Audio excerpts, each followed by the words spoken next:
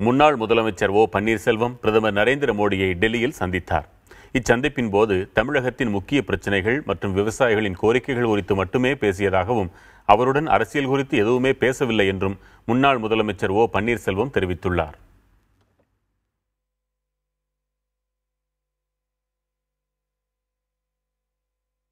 தமிழக மக்களுடைய முக்கியமான கோரிக்கைகளை அரசிற்கு தேவைப்படுகின்ற முக்கியமான பல பிரச்சனைகளுக்கு மத்திய அரசு கவனம் செலுத்தி அது தீர்க்கப்பட வேண்டும் என்ற கோரிக்கையில் தான் நாங்கள் முன்னிறுத்தி பேசினோம். மற்றபடி அரசியல் ரீதியான பிரச்சனைகள் நாங்கள் பேசவில்லை.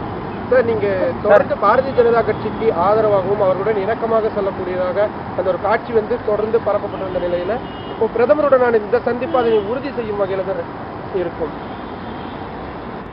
யூகங்கள் அடிப்படையான கேள்விகளுக்கு பதில் சொல்கின்ற நிலையில் நாங்கள் இப்பொழுது இல்லை.